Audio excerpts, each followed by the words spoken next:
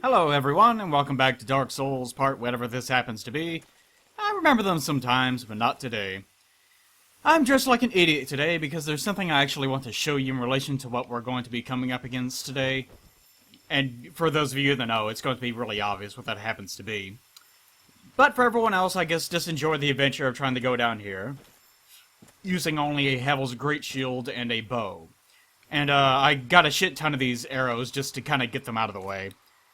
Kind of the disadvantage to using these things, well, obviously, it takes fucking forever to pull this thing back. And you have to anchor it into the ground and whatnot. But the most damning is the fact that you actually have to spend a shit ton of money in order to actually be able to fire these things to any degree of efficiency.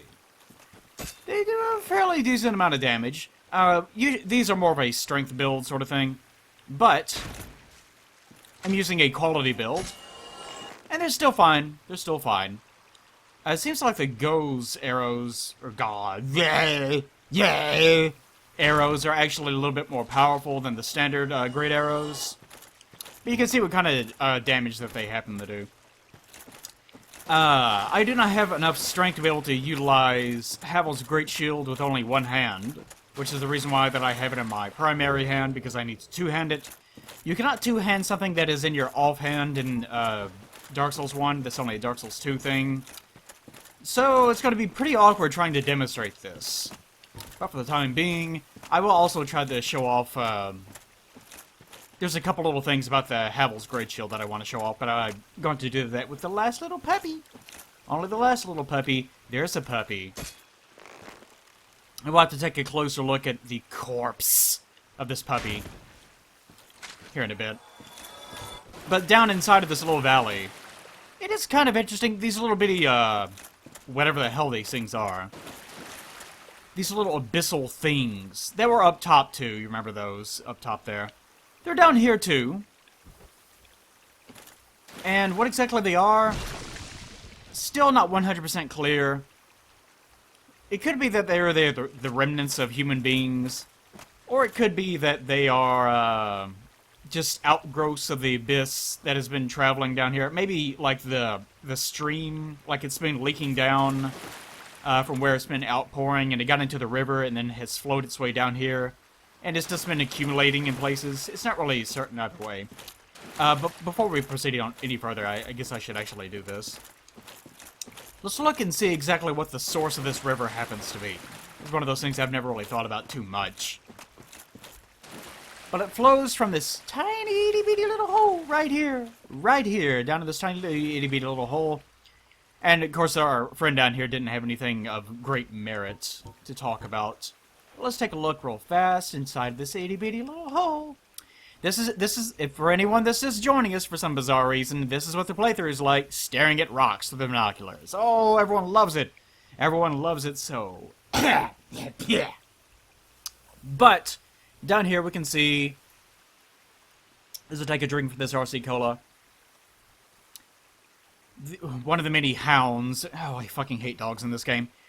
But these are kind of interesting because it kind of looks like they have dragon skin in a way. Or they look kind of lizardy, which is pretty unusual. Oh, I dare not even attempt to rationalize why they look the way that they do.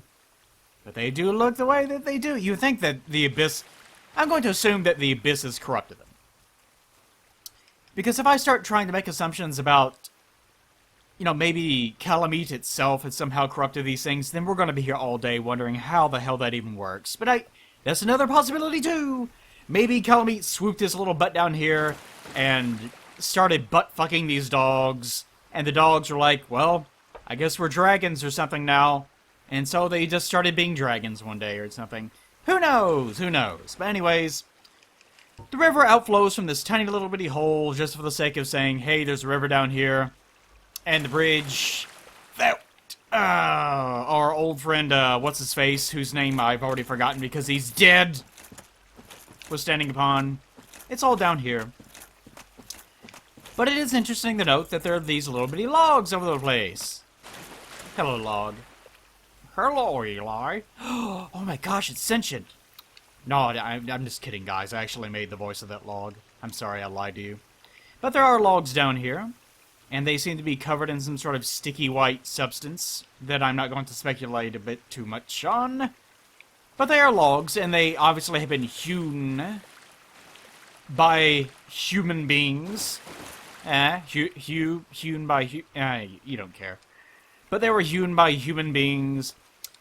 And I'm going to assume they did so because they were building a dam or something like that. Or this used to be a dam or something of that nature. It is interesting that they're all kind of just laid out here. I don't know, maybe they rolled their way down here, but they're stacked over here. They are stacked, so that does give me the impression that these things are here for a reason. Like, they didn't just randomly get swept down here. So what exactly they were attempting to do with all these logs is not quite clear, but I'm going to make the assumption that they were attempting to barricade the water, or maybe... Well, considering that the way these things are piled... I'm going to make the assumption that it was not a dam that was then swept away. This looks more like these were piled together in preparation for building something. So I'm going to assume that they were trying to build the dam in order to store water. Or trying to barricade the water back, or something of that nature. Which, considering where this is, like, down right there is, where the Hydra and the real present, what we consider to be the present timeline happens to be. And as we know, that area fills up with water a great deal in the future. So maybe someone was planning something of that nature, trying to flood this area in the first place. It's another puppy! Die, puppy, die! My voice is kind of rough today, so I'm not gonna be overly stupid, but I'm gonna be kind of stupid, if that's okay with you guys. Kind of stupid is better than not stupid at all, I have to say. But its little feetsies. Oh, look at its little feetsies. Look at its anus. Is that a dot? Is that dot its anus? It's probably its anus.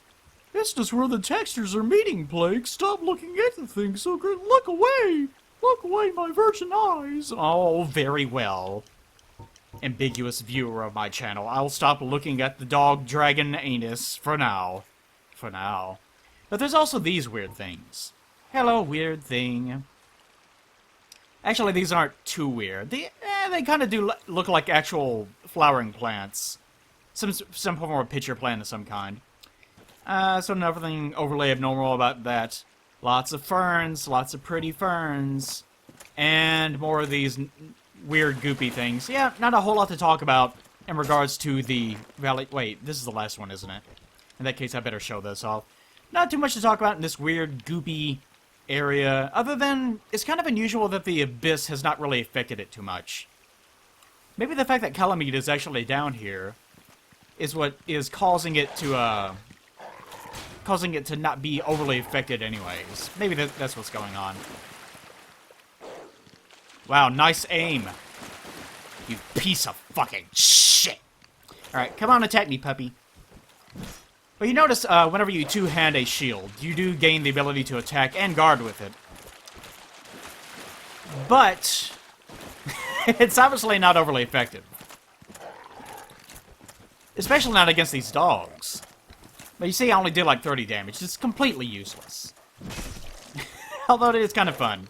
It is kind of fun pushing these guys around. Come here, Pushy! I'm gonna show you who's top dog in this valley! I'm gonna make you take my nut! That was too far. That was way too far. I apologize for that. But this is the R1, and this is the R2. The R2 of the Havel's Great Shield, whenever you utilize it, gives you this weird sort of extra armor, which Havel's armor did not need in the first place. But it's there! It's there! Haha! Oh gosh, he fell through the planet. Guess I'm more of a badass than I thought I was. But get a good look at it. Yep, there's all sorts of spines and shit sticking out of me now. What is interesting about the fact that... Well, there it goes. Oh, I'm sad now. But the interesting thing about that is that, obviously, it looked like stone was growing out of me. And I really don't need to go too much into that. Yep, stone, because, you know, stone, immortality, all that good shit. I'm not going to speculate too much about it. But Havel's stuff in general is obviously made out of the same sort of stone that the dragon's skin is made out of, if you're wondering. Well, that seems to be the implication. I guess you can... No, it's just normal stone. If you want to be one of those people that just starts making up shit for no real reason. You know, just to be contrary to everyone else. You can do that, I guess. It's a possibility. But I was saying earlier, like I was speculating on the white substance, and I'm not going to speculate. I actually will speculate on it. I'm going to make the assumption that this is actually the beginning of some form of stonification. Stonification. You don't like that word? Stonification. Some form of stonification. And as we all know, the Ulyssilians were just... They had mad hard-ons for turning wood into stone and vice versa. They loved it. They fucking loved it. So maybe there was some sort of weird thing going on down here. And maybe it did have something to do with the water. So maybe they were not actually trying to dam the water up. Maybe they were actually utilizing the water in some way. Or... I don't know, performing experiments or doing some sort of ritual or some sort of quote-unquote science, magical, gooey science that was causing these things to turn into stone. But I kind of doubt it. I think it's more likely that it was related to this. Obviously, this used to be the kind of a shitty dam, but the kind of dam that they were using in the first place. And it looks like it's... No, they're not doors, okay. I want to make sure that this wasn't an actual door that had been opened up. But this was kind of the sluice gate that they utilized for trapping water. So it could be that the reason why that this basin is not completely filled with water in the past is because it's supposed to be. But the Ulyssilians had been damming up the region for so long that whenever shit started to go awry and, you know, the abyss started erupting and people's butts started getting filled with nebulous black goop that turned them into horrifying monsters that had maggoty faces that exploded into myriad numbers of eyes and so on. And Calamite showed up and he was like, man, this shit's fucking weird, but there's some sexy-ass dogs down there. And then he flew down there, and then the valley below just became this honking... sweaty, stinky pit of dog screams, and now we have dragon dogs. I don't really know what kind of point that I'm making here, but when the rainy season comes, after Calamite comes and dog butts, then perhaps then the basin will be completely filled with water, much the same as dog butts are filled with dragon cum. This is going very poorly. But all the same, whenever we go down here, if you go past a certain point that will cause Calamite to pop in, you can sort of briefly maybe get in a shot on him if you time it just right. But you have to clip the edge of the bounding zone that you're supposed to cause the trigger hitbox thing. You know, you game design people, the trigger hitbox thing. Once you walk into it, then he pops in, and you might not have enough time to actually get him shot in on him. There he is. Get him. I missed.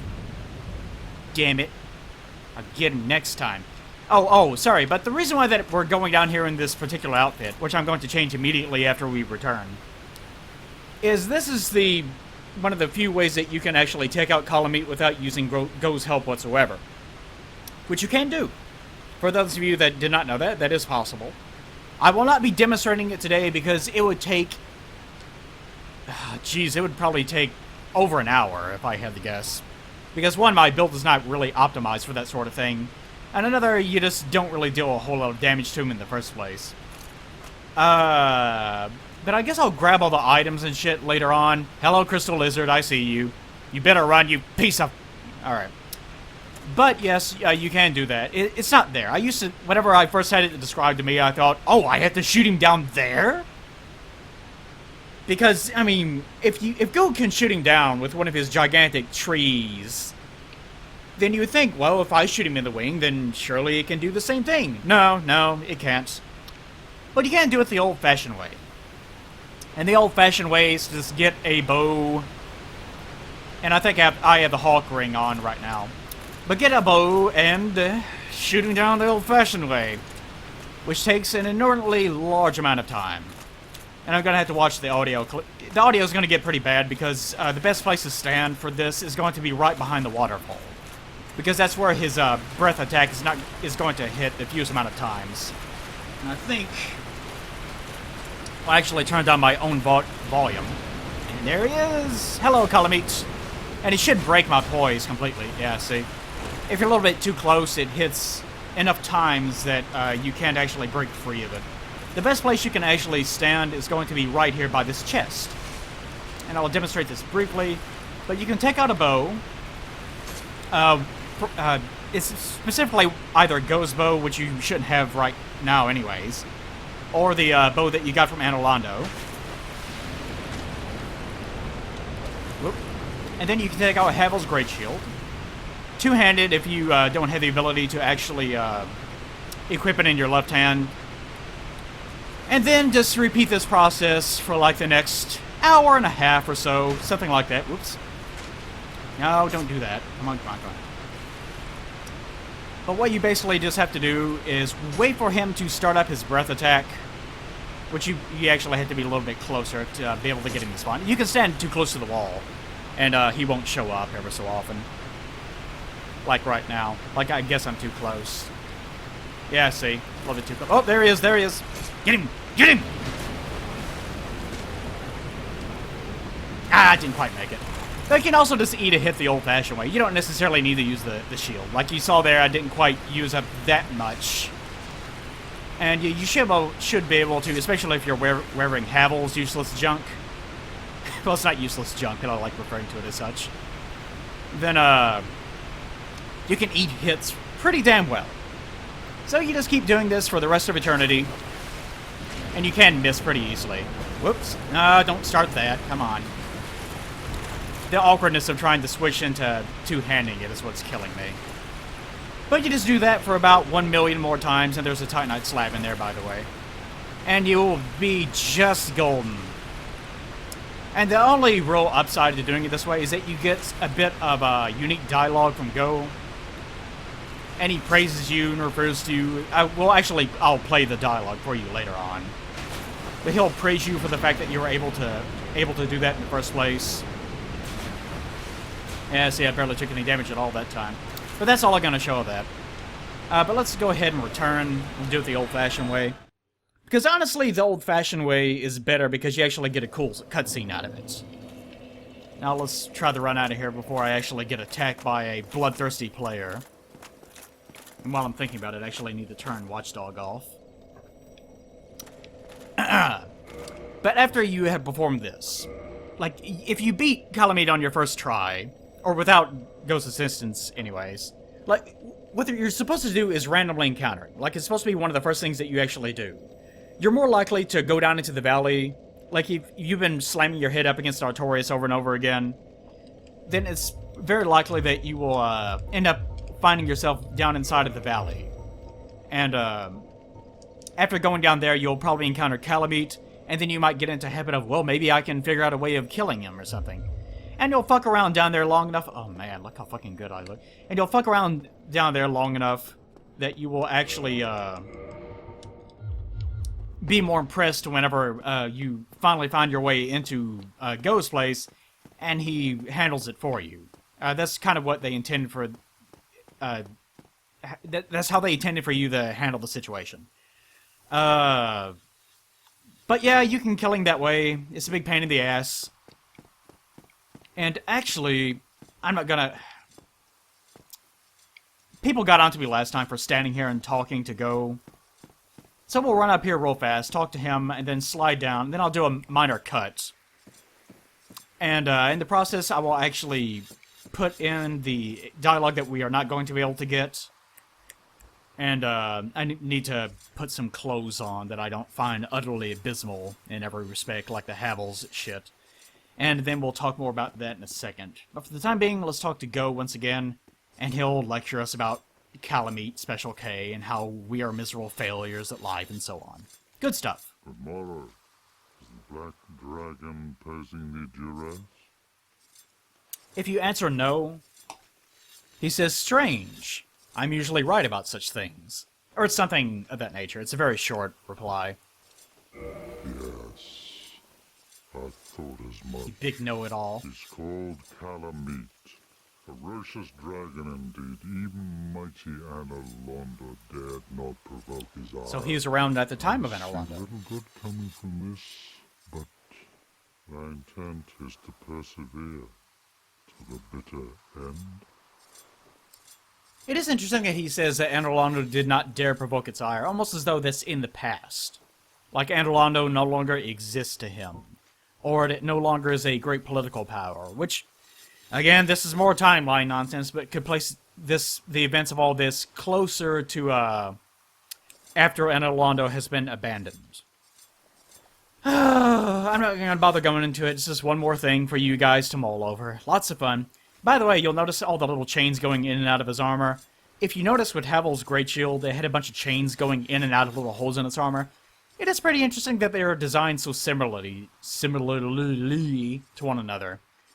Which does sort of indicate, and we've been over this before, but Havel was supposedly, anyways, a human being like us. Although I guess it is possible, and the one that we encountered down below was just someone else that just so happened to be a servant of Havel. That's another thing entirely. But it is interesting all the same that they are designed so similarly, which kind of means that Havel was not just kind of hanging around, that he might have actually been an active part, a component within their own military. But it is interesting that, say, Artorias looks so similar to the Silver Knights, and Kieran has a completely different aesthetic, but she also sort of looks kind of Silver Knighty in some ways. But the most similar to the human Havel's armor is going to be the Giants. It's kind of interesting to point out. Good, good. What is bravery without a dash of recklessness? I've taken a liking to thee. You too, big guy. And I owe thee much for thy service to Artorias. Now, watch, and see how Goth hunts dragons.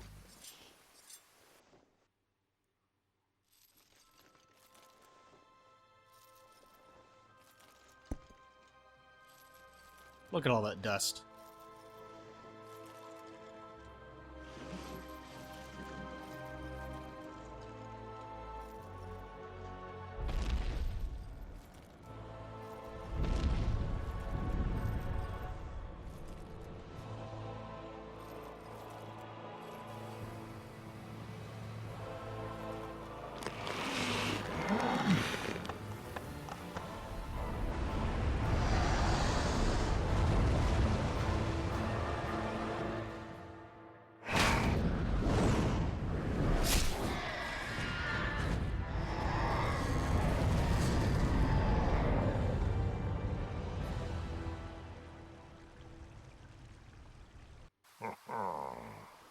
Yes.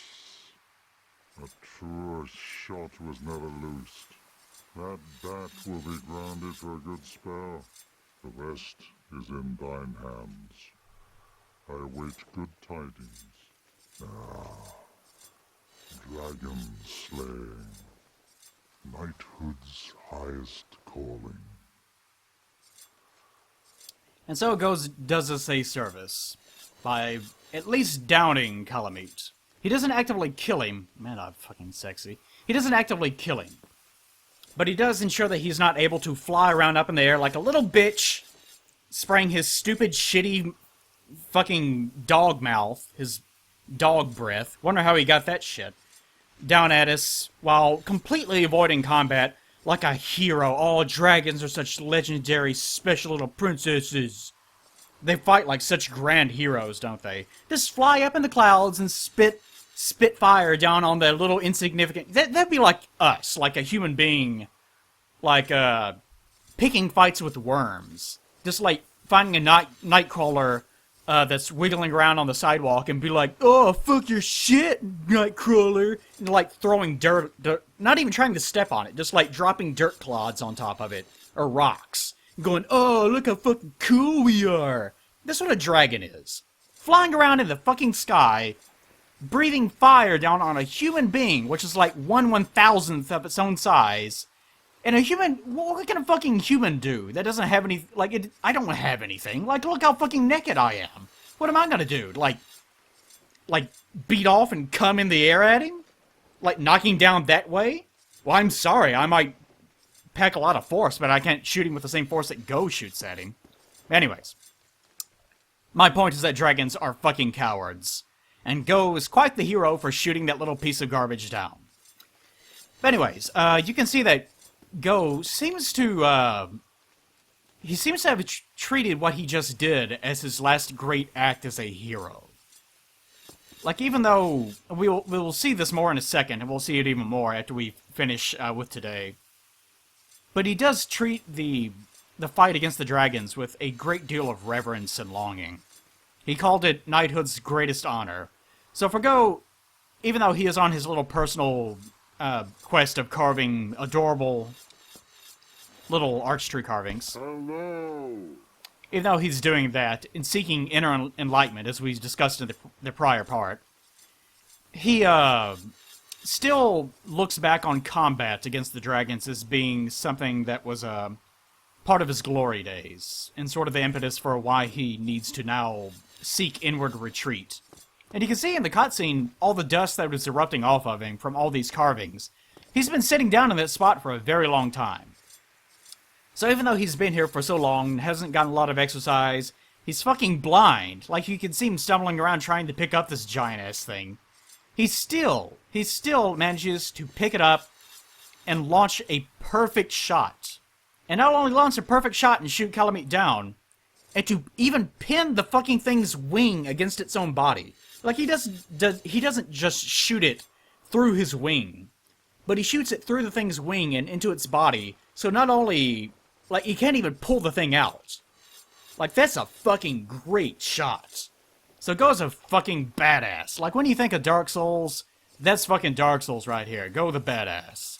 Anyways. One last thing, by the way, to point out. These little bitty things of wood, pretty interesting. I imagine that's where he's actually getting these smaller ones from.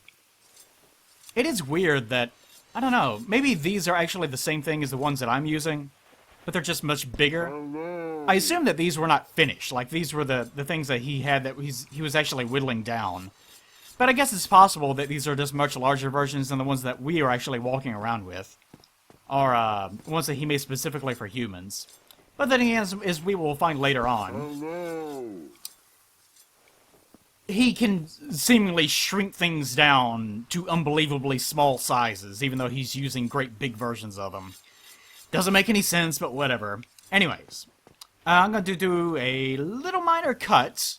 We're going to listen to a little bit of his dialogue that we would have gotten if we had actually taken the time out to kill Calamite the hard way. And I'm going to put on some clothes, much to your chagrin. And after I put on some clothes, we'll go down there and we'll beat the shit out of Calamite. Using conventional methods, and oh god, I'm gonna have to try to actually cut off his tail. Oh, that's gonna be a treat. But anyways, we'll do that in a second. I will be right back. And I see that the great black dragon Calamite is dusted by thine hand, wondrously played. Lord Gwyn's blessing upon thee. I am retired and blind. To receive a visit by one as lofty as thyself is a great honor indeed. I see that thou hast dusted the great black dragon Calamite, wondrously played. Lord Gwyn's blessing upon thee. I see that there is at least one legend among ye humans. Dear me, that old bat will never fly again. Thou comest again, legend of humans. It is always an honor to speak with thee. And welcome back, me. Oh, thank you, me. I really appreciate it. It took me a while to figure out that I cannot equip even, like, I can do this. I can ninja flip like an idiot. Oh, this just makes no sense, but it is so fucking optimal for the way this game is made. Anyway, it took me a while to figure out. I can't even put on a hat. I can't even put on a silly little hat. Oh, the weight of this hat is too much. It's just impossible. Actually, I wonder if... What's that smallest one? 0.7? No, not even that one. Oh well. Guess all those had to be bald. Just like real life. Okay. But you heard, and goes, alternate dialogue. Firstly, the first bit of dialogue is meeting him for the first time. If you have not encountered him and you've already killed Calamite. The first little bit is what he says whenever that happens. The second little bit, which is almost the same exact thing, is what happens if you kill him after beating him. And the only other couple things I want to point out, he says, "Dear me, that old bat will never fly again." But the way that he says it, "Dear me," you know how he says it? Jesus. But he says it exactly like that. And he says it with such reverence and longing, though, like, it suddenly hits him after it has happened that, oh man, I will never, like, the fact that Calamite was still up and about, like, why hadn't Go already tried to take care of Calamite in the first place? Like, one is that Anne Orlando wouldn't dare, try to handle him. But it seems like it's something that Go really probably didn't have to worry too much about. It really makes you wonder just how strong he actually is in relation to the gods. Like, is the reason why that they are kind of downtrodden just because of their intelligence? And they're actually way stronger than even the gods happen to be? And that's one of the reasons why he was imprisoned, or maybe that was one of the reasons why he was shunned, for all we know, is that he was just too fucking strong. But he obviously can take care of the ancient dragons without much of any problem. And whether or not Calamite is an ancient dragon or not is something we'll get into later on. But the fact that he is able to take care of him with such ease kind of makes you wonder that even if Anne Orlando may have struggled with trying to provoke him, they dare not provoke his wrath, it does kind of make you wonder, how come he didn't try to beforehand? And kind of the way that I look at it is that maybe the reason why he didn't try to do anything about Calamite in the first place is because he always liked having the option there. Like, he always liked the knowledge that Calamite, an ancient dragon, an inhonorable foe for him to fight, would always be there. It was like the last vestiges of his former life. And he didn't want to give that up. The knowledge that he could always... Wow, an actual red soapstone. Huh, someone must be doing something special right here. But the knowledge that he's actually able to kind of take up arms once again at some point must have been of some sort of great relief to him.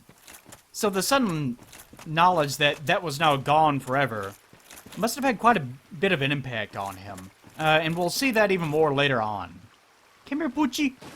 Hello, doggy. Oh, damn. Did it? Oh, yeah. So, I can never quite tell. Sometimes the B button on this controller does not register. It kind of depends on what direction I'm tilting the controller in. And sometimes I think I just plain up missed it that time. But you notice that after we have fought Calamite at least one time, then the boss fog does appear. The other thing that he says is, and you kind of notice this thing I hate about dogs. Even though you dodge them, they just get to attack you again anyways, because they're so fucking fast. Like, even if you're using the fucking ninja ring, they miss. Oh, no, they don't suffer any consequences, they missed. But who cares? They missed, they utterly ate shit. Look how sexy these dogs' legs are, look at that ass. Look at that fantastic ass. Kind of makes you just have a little bit of empathy with Calamite, doesn't it? No, I'm sorry, I've been going down that road too much. What the hell was I even saying? Oh, he refers to you as Legend of Humans. Like, he says that there's at least one legend amongst you humans. Like, it really makes him respect you a lot more if he doesn't actually have to go down in the first place. Or go down. He shoots himself down. I want to see that in, Machinima or something. But, yeah, he refers to you as being a legend of humans. So that's really your only real reward for doing it the hard way, is that you get kind of a little bit of different dialogue, and from that point on, anytime he meets you, he refers to you as being a legend of humans. And he speaks to you with greater amounts of reverence. But yeah, once he kind of loses that option of being able to fight Calamite whenever he wants to, he becomes a lot more downtrodden. And it seems like at that point, then he kind of realizes that his life as a hero is now completely over. Hello again, Crystal Lizard! Not today, bitch! Now, I can't remember. It seems like you actually have to get Calamite to... What the hell was that? Oh, what the hell? Is that a dog? Did a dog get washed down here? What the hell is that? I'm gonna have to go down and check. Hold on. But anyways, yeah, go now that he has lost that option. It's a lot more sad. He's sad. Sad old goat. Oh, no, okay, that's what I was saying. It was just the corpse of the crystal lizard that washed away down here. Oh, no. This is gonna be a nightmare, having to do this. I fucking hate having to fight Calamite. He is a pain in the ass. He's one of the harder bosses in the game. And even more difficult is the fact that if you're trying to get his tail, it's even more of a problem. Because look how fucking high up in the air it is in the first place. And he does have that psychic attack that allows him to sort of lift you up in midair. But if you want to get his tail, there's very few options for you. Like, you see, even then, I could just barely get over there. Like, this is the only thing that you really have a chance of doing it with. And it's sort of the same problem of... Oh, boy.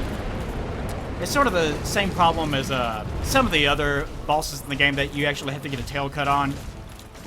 Whoops, didn't roll in time. And that, there's only a couple of animation that you can actually trigger with them that will get them to actually perform an attack that allows you to get in range so that you can actually attack their tail in the first place. It seems like in whoops. Ah, you little bastard. It seems like in a new game, like not New Game Plus, just New Game, ordinary-ass New Game. His tail has something like 500 or so health points, but actually just being able to attack it in the first place is very difficult, as you can see. Like, you can see why people absolutely detest having to try to get his tail in the first place. So what I'm going to have to try to do is get him to do that single tail bash attack that you saw much earlier. The one that clipped me at the wrong moment. And you can't roll through that. That's the reason why that ninja flipping is so optimal in this game. Ah, not quite. Damn it, roll. So it's going to take quite a while for me to actually get to the point where I can actually attack him the way that I want to.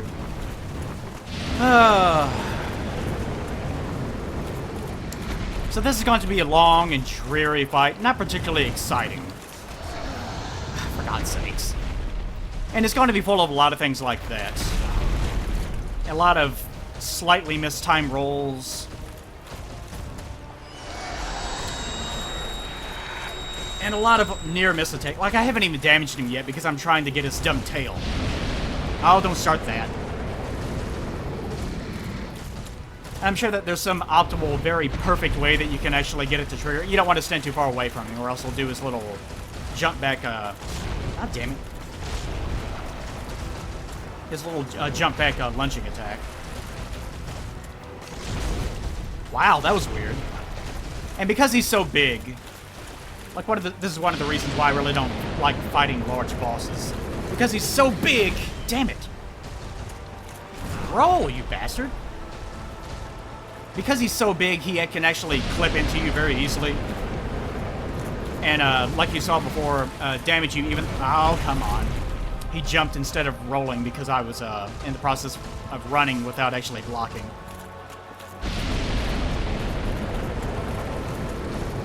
Come on. But you get a rough idea what this fight is like. He has a set amount of attacks. He's not overly difficult. It's just that he's so large, and because his attacks are kind of fast for a Dark Souls 1 boss, then it can be a bit of an issue. the most problem that you're actually going to have at all is just going to be trying to get his tail, and that's pretty much it. And even if I don't get his tail during the course of this fight, come on, roll! God, I hate the timing on that. Even if I don't get his tail, I'll just cheat it. And I do need to get hit by that at least one time so that I can show it off. But that's pretty much it for this fight. Like, there's nothing overly special about it.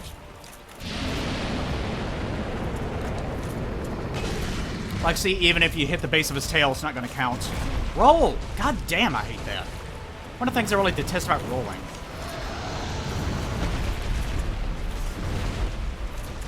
Come on.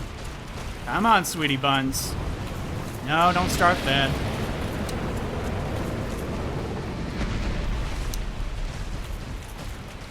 Of course, obviously, the best thing that you can do is enter this fight with 20 Estus Flask charges. And of course, ninja flipping is obviously very nice, although not completely necessary. A lot of people do just use a shield in this fight. Because you can tell that, like that shit, like it happens so fast and it has such a huge amount of range, that it can be kind of difficult to actually land. Oh, there we go. There's one of them. Even though he didn't actually hit me with it. This little bastard. But it is interesting that Calamite has this kind of psychic attack. Like, nothing else in the game, no other dragon or anything, actually has anything quite like that. Cheating asshole. Come on. So it is something unique about him. Okay, now he's kind of getting on my fucking nerves. But you get the idea what Calamite's boss fight is like. I think I'm not gonna fuck around with his stupid-ass tail any longer. I'm just gonna go kill his fucking ass.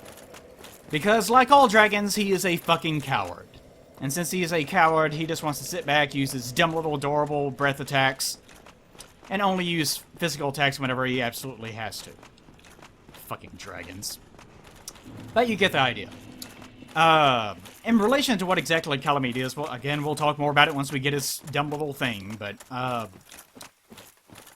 the distinction between an ancient dragon and the descendant, quote-unquote, of an ancient dragon is kind of flimsy in Dark Souls 1. I wouldn't think about it too much. But you would think that if he was actually an ancient dragon, then he would have a nice stony texture to his body, which he doesn't. But then again, like we've been over many times before, whether or not the sort of lore that we got in the first place from the opening cinematic, whether that's true or not, is not exactly clear. So maybe he is an ancient dragon, maybe he's a descendant of one, or maybe that the whole premise of the ancient dragons was kind of flimsy in the first place. Who knows? Who the fuck knows? I'll try doing this one more time. It's possible that, this isn't that difficult of a fight, but it is possible that he'll clip me again like he did that time, while I'm in the process of trying to heal. Which I probably should have just dodged. I was just lazy right then. In which case I'll just cut back after I beat him. Like, I'll show a little bit of it and just kick his ass that way. But he's really not that difficult. I guess he's kind of impossible for some people. And you can definitely see why. Like, he's a big butthole. But he's not that bad. And even though I said I didn't want to bother with his tail, here I go looking for his tail again. But he is one of these boss fights where you basically get in one chance to actually hit him. Like, you can see how easy this is in comparison now that I don't really care about his tail anymore. Like, really the only thing you have to do is just be wary of, like, this AoE attack that he has. And that's pretty much it. That's the only thing you really have to worry too much about. That and the way that his model can kind of clip into you whenever you're in the process of running around. Obviously, much easier to attack him. Should we attack him right here? Oh, shit. I thought I had his tail for a second. Much easier to attack him whenever you're standing directly under him or something like that. You pretty much, even though I didn't do it right that time, you usually want to dodge a left to right. Seems like most of his attacks are like that, left to right. But yeah, as long as you have a fully upgraded weapon, and you don't really give a shit about his tail. And he's fairly easy to beat. Like, he's not that big a deal. Especially if you're ninja flipping, just remember to use the old trick of dodging, or not dodging, blocking before you dodge so that you don't jump up in the air. Because if you're relying... God damn it, every single time! I always think that I'm hitting the... I always think that I'm hitting it at the right time, but I'm not. Because there's just a little bit of startup. Yeah, fuck you too, you big fat piece of shit. Little cheating asshole. I'm trying to use it while I'm down and I can't even defend myself. How do you like it whenever I attack your legs whenever I'm directly under you, you piece of garbage? I don't like dragons. Again, every single fucking time. There's just a little bit of startup on it.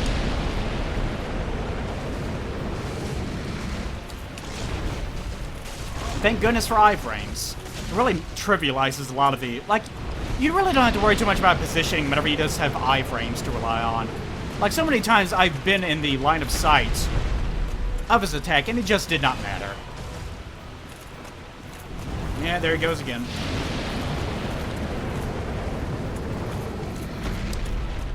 Getting out of the range of his attack on that one is not too bad. Oh, come on, stop turning and use your tail attack. Even now, I'm still thinking about that damn thing. I'm still hoping that he'll use it, but that one tail attack that you saw early on in the fight is just so rare. Like, you can see normally what he likes to do is to just try to face you. And use his breath attacks or use claw swipes. And that's pretty much all he wants to do.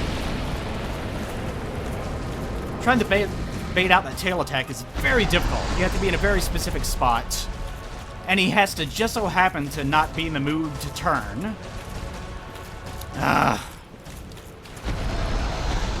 Calamite, you're such a fucking chump. Dumbass little special K. Anyways, in the process of doing this, I'll read off a question that someone posted, if I can read at the same time as doing this.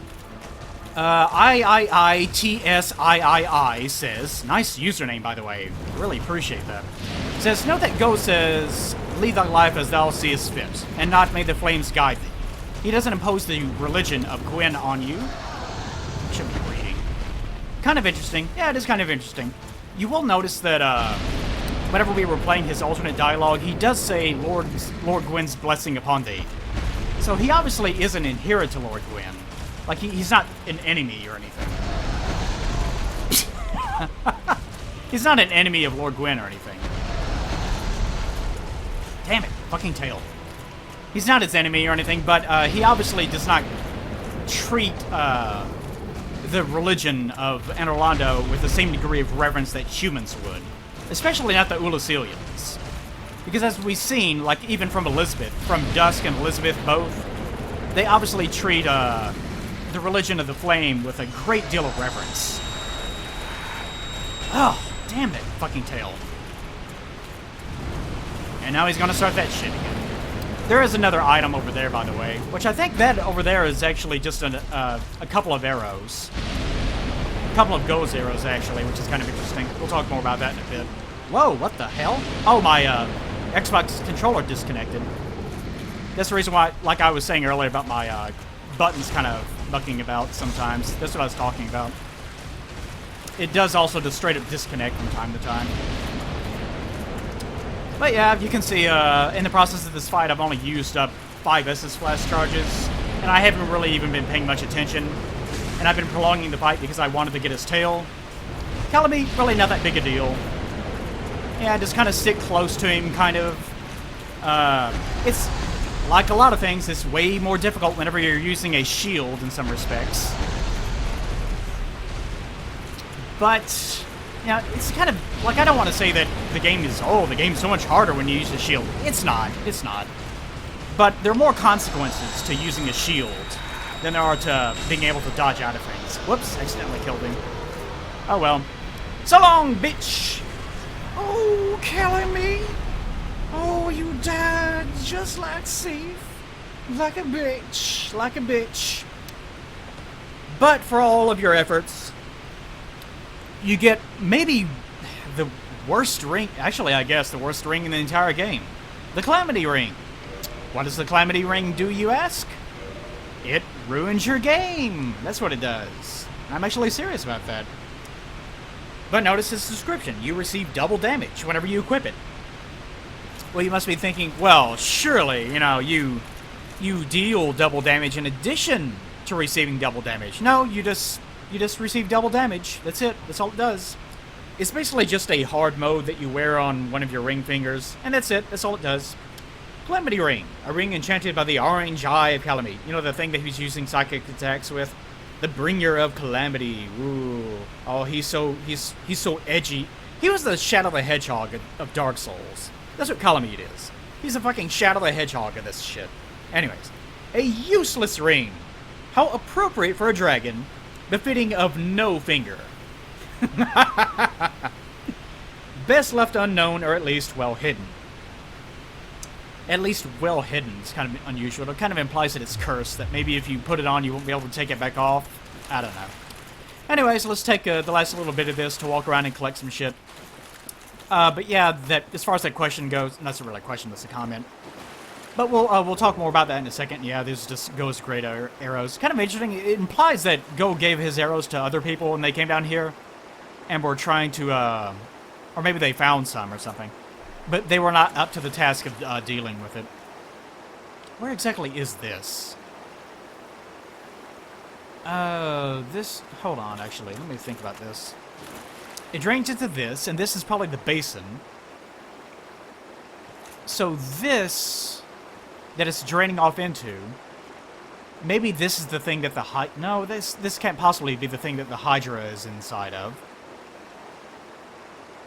Maybe this is the thing where the...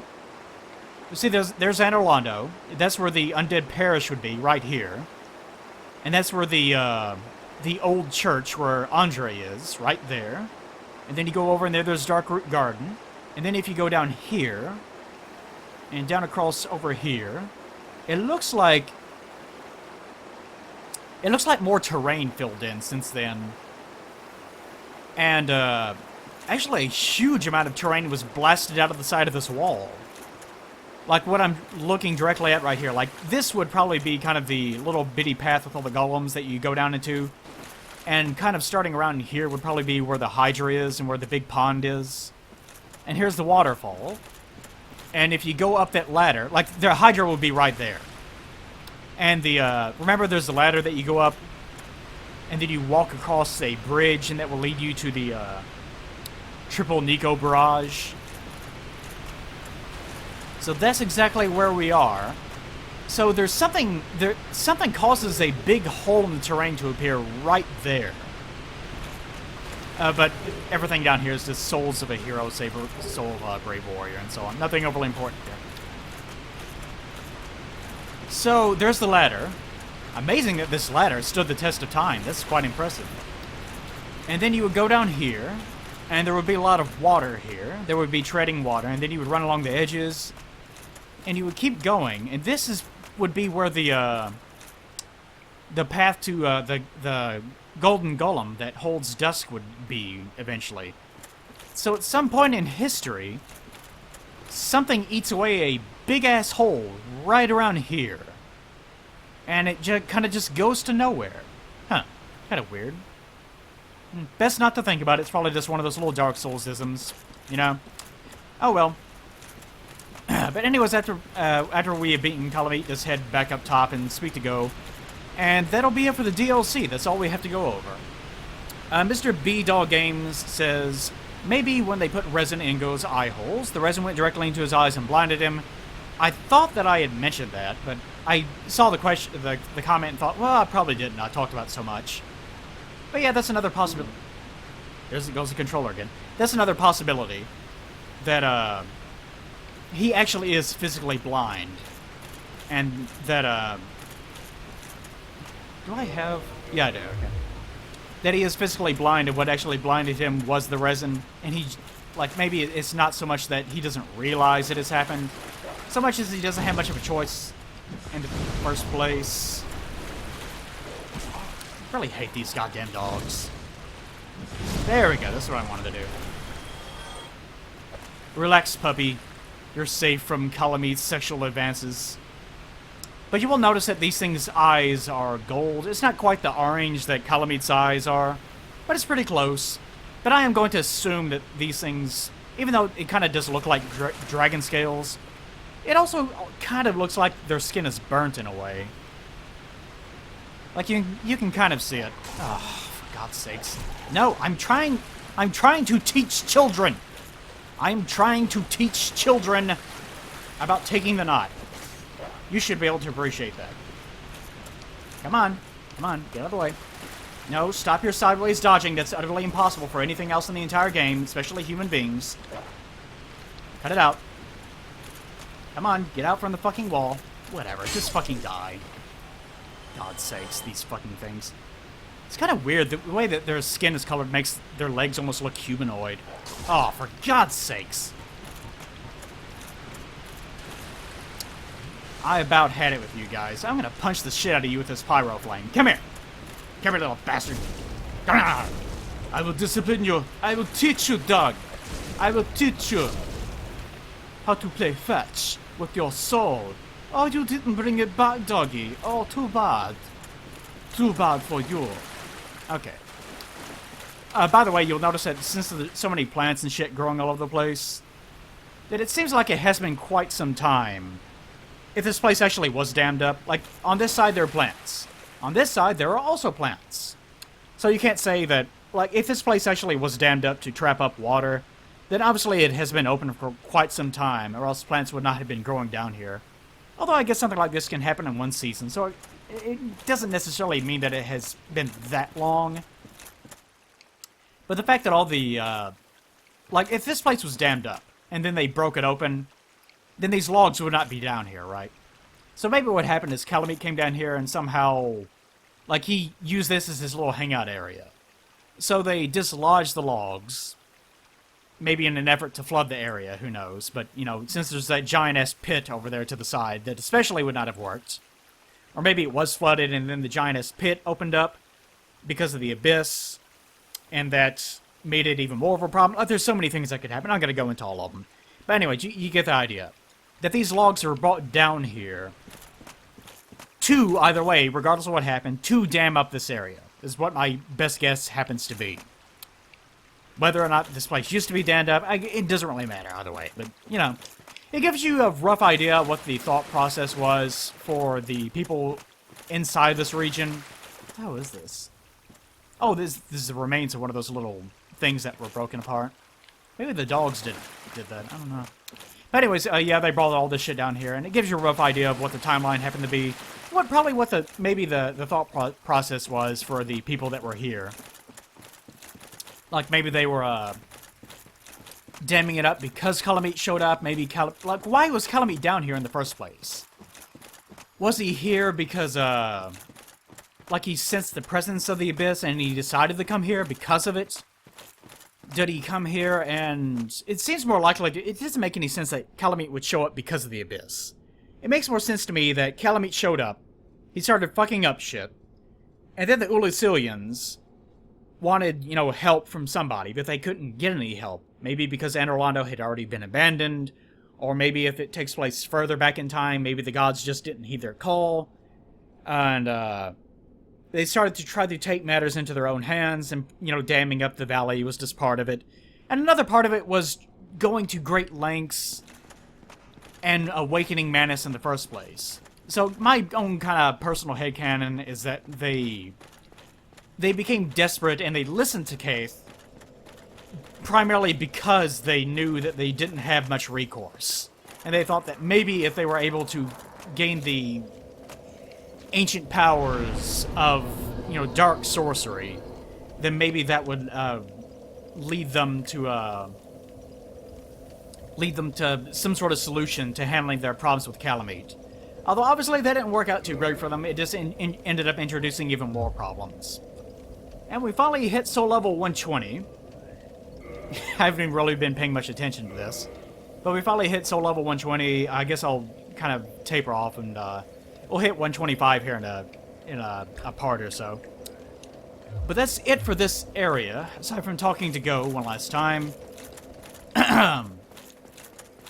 And after we finish that off, we will be completely done with the majority of the game. And the only thing left will be the final area and a little bit of a wrap-up episode. So we probably have 2 more parts left in this entire series. So I hope you guys have actually been enjoying yourself. Dog knots and all. And, yeah, it's been quite the journey, I guess, but we're almost done. I'm trying to keep a list of all the things that I do need to get done. Like, hold on, I will list it real fast. There's a few things I need to get done. Like, 1, I need to get cursed and then speak to Ingward to show off that dialogue. I need to go to Anderlando and handle the illusion there, and I need to handle Gwendolyn. I need to, of course, handle Sif. And go handle the triple Nico barrage. I need to show off what happens when you use the original Black Eye Orb that I talked about a few parts ago. And, of course, we need to explore a few optional things with some of the minor NPCs and so forth, which probably shouldn't take too long either. So, if you're thinking of something and I did not list it there, be sure to list it in the comments. Because there's a lot of things in Dark Souls that I've probably not covered. And I can't remember every single last one of them. I'm keeping a notepad of all that stuff to make sure that I try to show it off if possible. You know, just keep track of it yourselves, and we'll get to that whenever we get to it.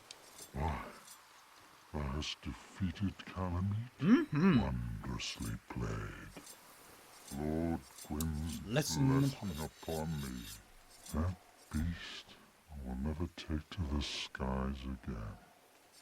Aww. I'm sorry, Go. I took it away from you. Dragons shall never be forgotten. We knights fought valiantly, but for every one of them, we lost 70 of our own. Exhilaration, pride, hatred, rage. The dragons teased out our dearest emotions. Thou will understand one day. At our twilight, old thoughts return, in great waves of nostalgia. Oh, that's kind of a complicated subject. But it goes further than just the fact that he used to be a great hero and he's looking back at better days. This will make more sense to everyone as you get older. But all the emotions of youth, especially, all the strong emotions that you once had, even if they were negative, it was still, it's still a time of great learning and emotional impact, and you can have nostalgia for bad memories in a way. So for Go, it seems to be more about that. Like, he's very, very old at this point, of course. What does he have to look forward to? And this is part of getting older. Like, imagine if you were actually able to be immortal. Like, it's cute to say, oh, if I was immortal, I could, send the end of the universe, or, whatever stupid thing. But if you think about it, you're going to run out of things to do very quickly. Human beings are evolved to live a certain number of years, and we have, this short life, this short, brilliant life of violent emotions and experiences and, these very passionate desires. And as we get older, that tapers off. And we just kind of stop, we don't stop caring, but experiences dwindle.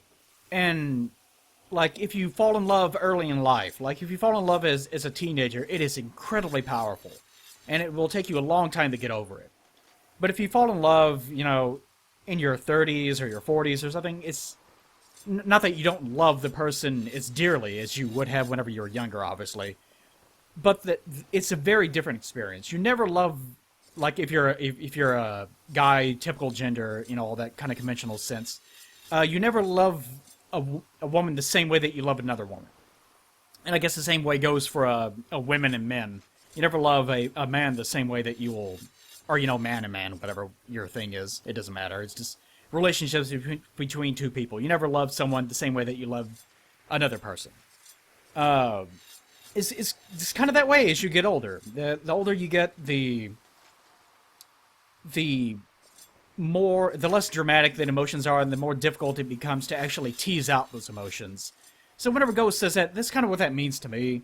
is that as you get older, the more that you will realize that even in your darkest moments, there is sort of that dark nostalgia that you feel for it. This older time of being able to have those experiences in the first place. And it just no longer means as much to you anymore.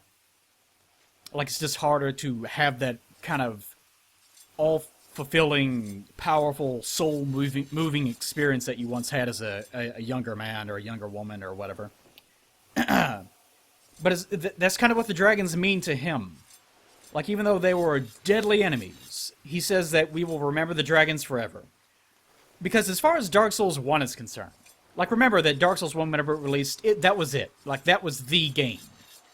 Even in the DLC, it's like, this is it. We're not going to make a Dark Souls 2. We're not going to make a Dark Souls 3. Although I'm sure that 2, because of Bandai Namco, was kind of on their lips at the time.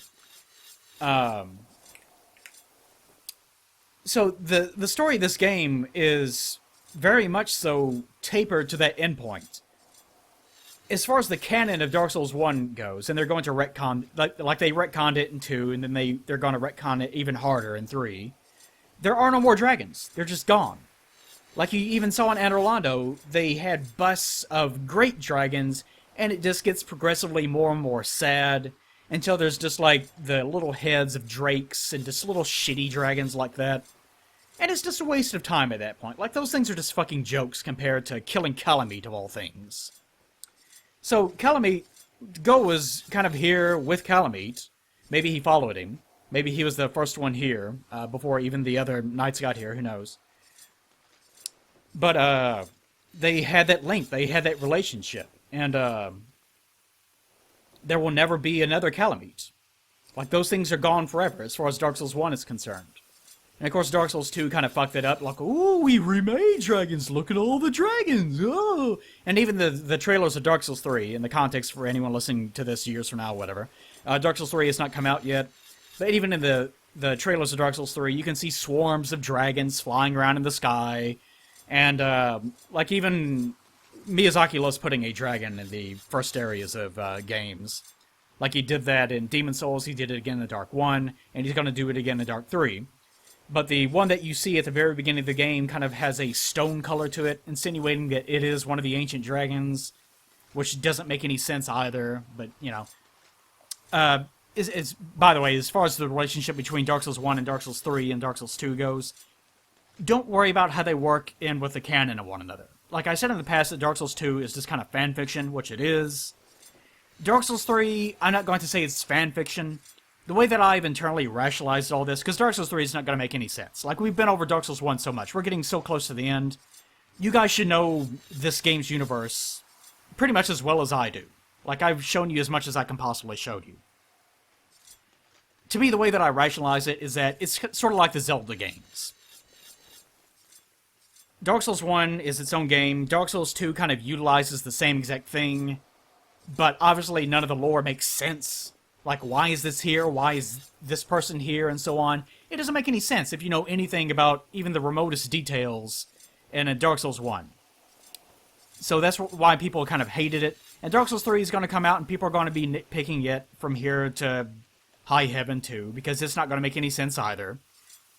But just view it as like Zelda games. Like, Zelda games is basically just the same story, the same sort of general characters and species and things reused over and over and over again. And before the timeline shit happened, that's just how it was. Like, they were just reusing the same concept over and over again, retelling the same story in different ways, and that was the interesting part of it. So maybe one day there will be a unified Dark Souls timeline, but I wouldn't worry about it until then. So whenever Dark Souls 3 comes out, just look at it from that perspective. So if you have any questions whenever Dark Souls 3 comes out, and you're wondering, how does this fit in with Dark Souls 1? It doesn't make any sense to me. It's probably just because it's Miyazaki. It's a Japanese studio. They don't care. Like, we've been over this before. It's just look at it from the perspective of it's going to be a story about hollowing and dragons and the flame and how that represents the soul and so on. And just take it from that perspective. Don't worry about it. Just view Dark Souls 1 as its own story. View Dark Souls 2 as its own retarded story, and view Dark Souls 3 as its own story. And don't worry about it from that point on. Anyway, sorry. I know you guys hate me sitting next to blacksmiths, but sitting next to Go is not as bad as sitting next to Andre. That shit gives me a headache. Whereas his little gentle little scrapings don't really bother me too much. Whittle, whittle, whittle. It's kind of interesting that his knife looks like that, by the way. Anyways, sorry guys. This great bow, I shan't need it, but no dragons to hunt. I know not if a human could even operate. No! But here, thy need outweighs mine. The bow outweighs mine! So he gives us the bow, even though it's sitting right there, don't worry about it. So he gives us the bow, gives up dragon hunting forever because there are no more dragons. Like, they're gone. They're gone forever. And the only descendants of dragons left are little shitty drakes, like in the Valley of Drakes. And even those things you can kill at level 1 if you're clever enough about it. So they're jokes compared to people like us now. Like, I'm so fucking powerful, I could go down there and take a shit on those drakes, and they would just explode, because I'm so fucking strong. And Go could just, like, Go could take a piss. Like, he could stand on the walls of New Londo, like the gates of New Londo, just stand on top of one of them and take a piss. And the sheer weight of his piss would cause the drake's skulls to cave in on themselves. And they would, you know how, like, whenever Cell got blown up by Gohan and DBZ, that would happen to them. Like, their whole bodies would fold in on themselves, and they would go, "Woo!" from all the piss weight, and they would just explode all over the valley. And then Go would go like, "Ho, ho, ho, ho, ho, ho. Oh, for God's sake." And we would just share a hearty laugh and, like, share a beer or something, even though I don't drink beer. And then we would just, like, laugh because of piss or something. I don't know. But you get the idea. Wait, what was I talking about? Oh, yeah, the dragons are gone. And also, hello, Go. Goodbye, Go. I think that's pretty much it. I suspect thou hast taken a gander at it, Yeah. but the dark of the abyss, Huh? Oh, yeah. which swallowed poor Artorias, threatens to devour our entire land of Ulasil. It seems that this dire fate is unavoidable, but seduced by a dark serpent or no, they awoke that thing themselves and drove it mad. One's demise is always one's own making. So there we get our explanation as to what happened. The Ulasilians, I keep spoiling everything, but the Ulasilians woke up their own problem. And, the way that he describes the Abyss is like, he's saying maybe it's something that we cannot prevent either way. And at this point, like, I've already beaten Manus, so... And in the original Japanese translation, I'll point this out, his name does not necessarily mean Father of the Abyss. It can mean something more like the head of the Abyss, or the, kind of the, some people say the caretaker, but it's kind of more associated with, you know, the head of leadership, like, if there's a family of things under him, he's the head of it. Which is why it's translated as being father. So the word kind of means something kind of akin to that. Like, you're at the very top, like the patriarch, or something like that. Might be a good alternative. Like, he's the patriarch of the Abyss. Not necessarily what created it, but something that oversees it.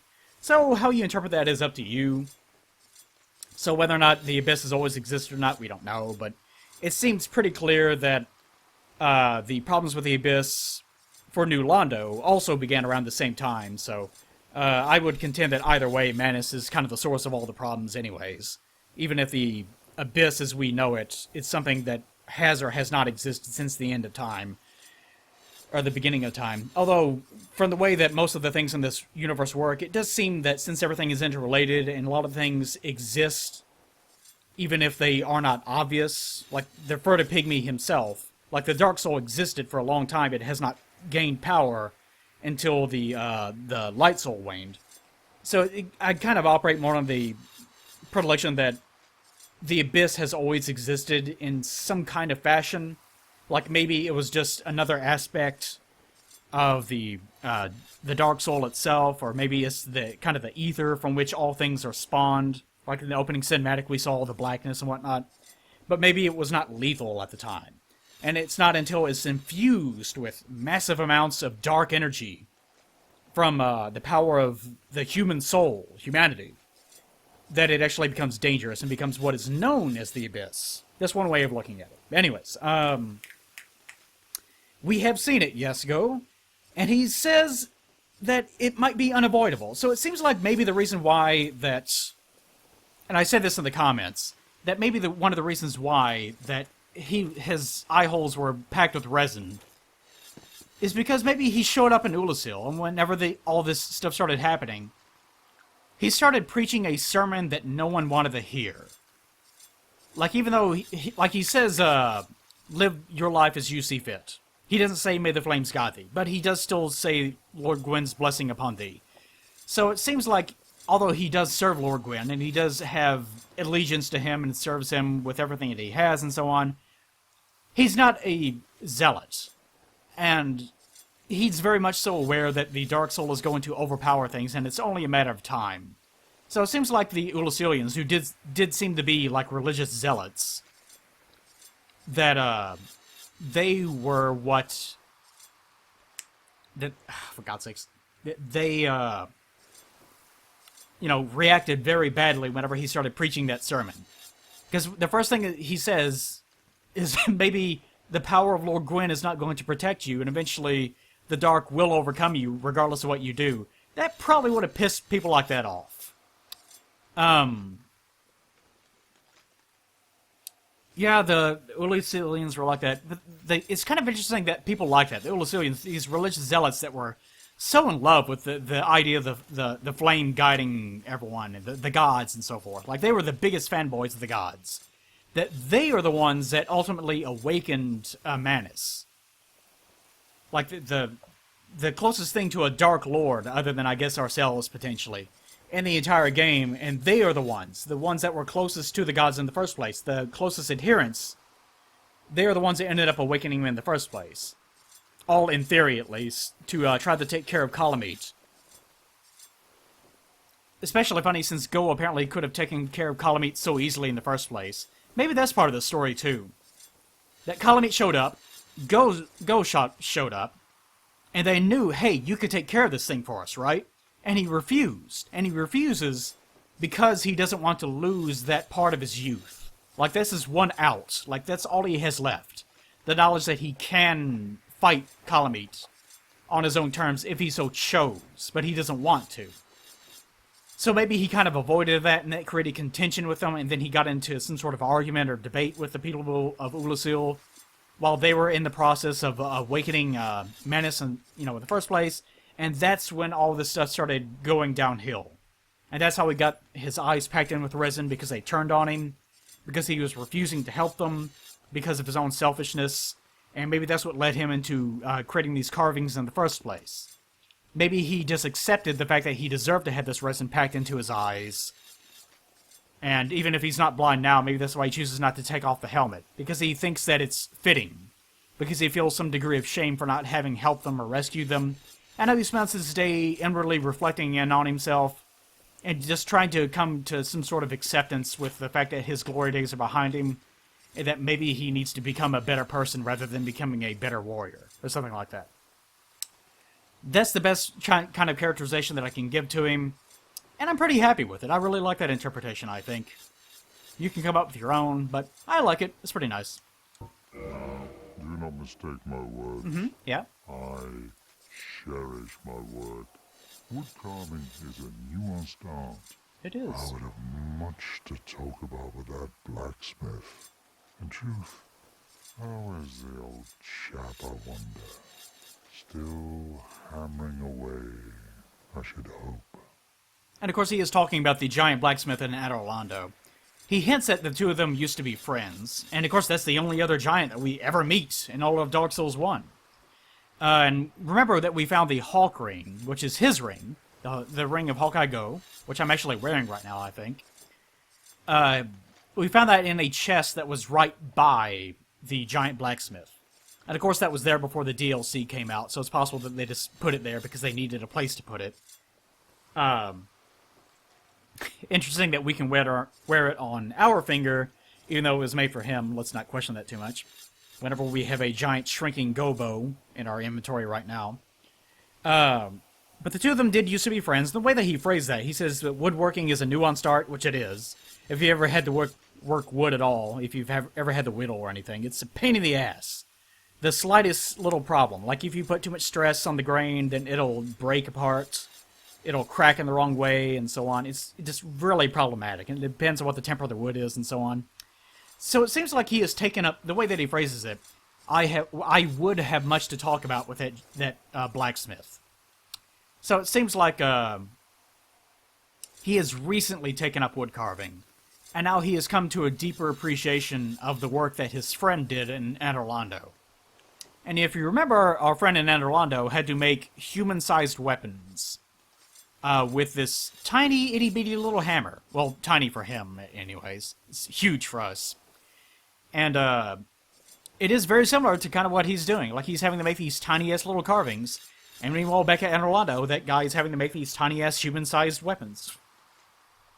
So both of them seem to be, even though there are really no more humans left for him to make weapons for, he seems to be enjoying making them in the same way that Go is now enjoying making these wood carvings. Like, just sitting down, inwardly working on a craft, and the fact that it requires so much nuance to it. And by the way, this is a very Asian mentality. That it requires so much nuance to it that it actually creates inward peace.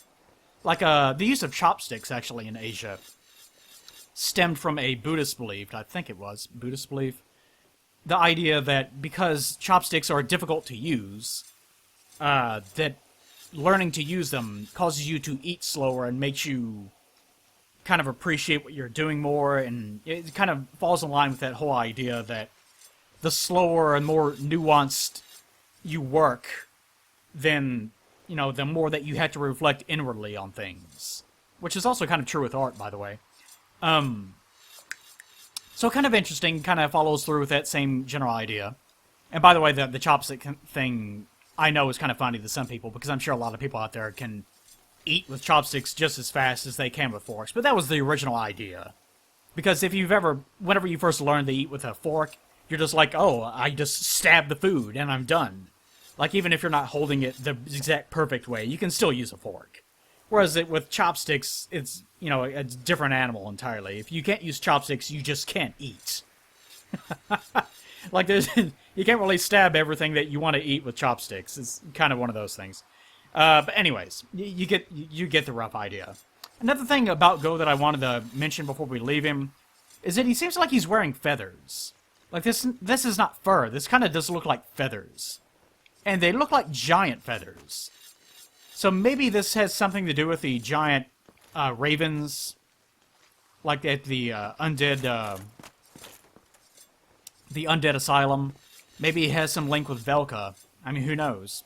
But I thought it was interesting to point out. I really don't have any lore to read into in regards to this. I just thought it was interesting that he actually had those feathers. Does he look pretty? Isn't he a little princess? He's so beautiful. He is beautiful, though. Isn't he just a big, beautiful bastard? I love you, Go. Mistake my words. Or nuance not with that black. How was the old chap? He's doing alright. He is still hammering away, just like me. Still hammering away. Farewell, proud human. May every honor be bestowed upon thee. Every honor. Considering the amount of playtime that I put forward into this one character, if I have every honor to claim, then surely I have already gotten it. Oh, I think I'm going to save the reading of the Calamite drop. Well, actually, I might. No, I'll do a cut here in a bit. But first, before we do any of that, we actually need to go find Go's Great Bow and take a look at that, and then I'll do a minor cut, then I'll cheat in his stupid little tail shit that I will never use, and we'll kind of briefly show off that and talk about that, and then we'll be done.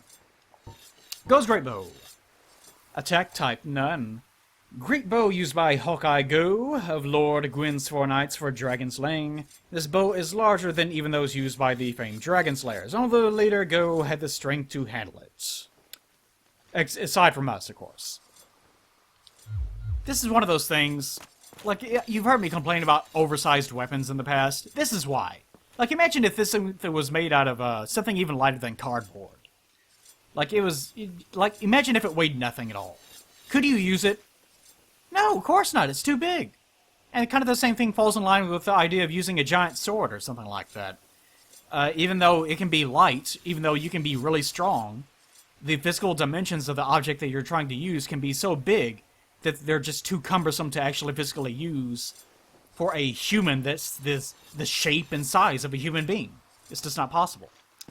If that makes any sense to you guys, which I guess to some people it might not. But we're done with Go.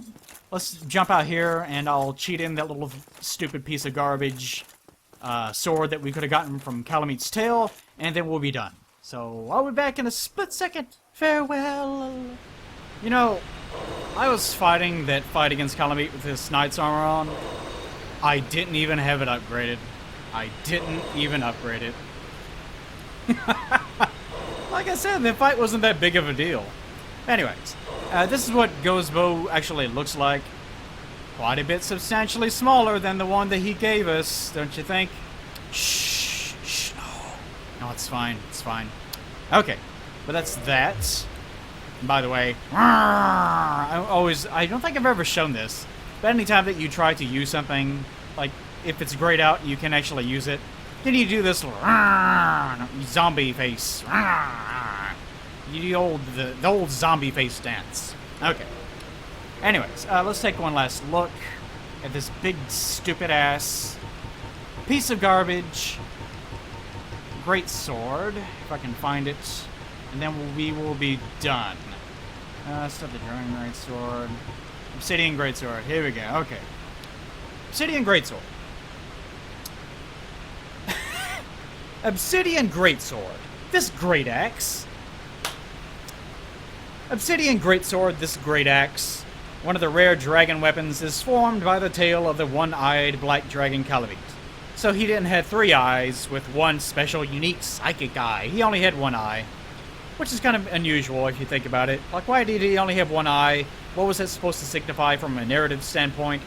I guess draw your own conclusions. Maybe he was supposed to represent a penis, I don't know. The last of the ancient dragons. So this tells us straight out that he's not a relative of the dragons or anything, that he was straight up just one of the last of the ancient dragons. Not one of the last, not a descendant, the last of the ancient dragons. One got away, they tracked him down, and they killed it. And I killed it. Go helped, I guess. Sure, why not? The one down in the Greylands, the Dragon Covenant leader. Actually, I've never even bothered showing off the Dragon Covenant at all. Maybe that's something I can do. He is, of course, we've been over this before, but he is just a descendant of the ancient dragons, as far as the item descriptions tell us. So, Calamite was the very last one. And it is kind of interesting that Calamite, even though it says that he was the last of the ancient dragons, does not have a stony texture. Like, he's very black and kind of, he kind of looks stony looking in that respect. I guess there can be different kinds of stone. It is called the Obsidian Greatsword, after all. So I guess the insinuation is that he was actually physically made out of obsidian. Sure, why not? The mystical power of its obsidian blade will be released when held with both hands. I hope so. But look at this stupid-ass thing. You can see why it's called both a great sword and a great axe. It kind of has the appearance of both in some ways. R1, yeah. R2, nah. R1, nah. And R2. So yeah, it's one of those weapons. One of the high fantasy dumbass weapons for people that are easily impressed by silly mechanics. Rawr! Fantasy game. Which is fine, but you know, not quite up my alley, but you get the idea. When I was rolling, yeah, rolling that, and rolling R1 on this. Yep, okay, you get the idea. Yep. It seems like this weapon actually does have quite a bit of a, like, there's something specific about its scaling that I can't quite remember. Like, you notice it doesn't have any scaling right here. So, but it seems like there is something unusual about, I'll get back to you guys in the next part later on about that specifically, but this is one of those things that people do unique runs with sometimes, but I can't quite remember what the details of it happen to be. But it's not something I'm really going to bother with too much. But I will end with one last question or kind of comment.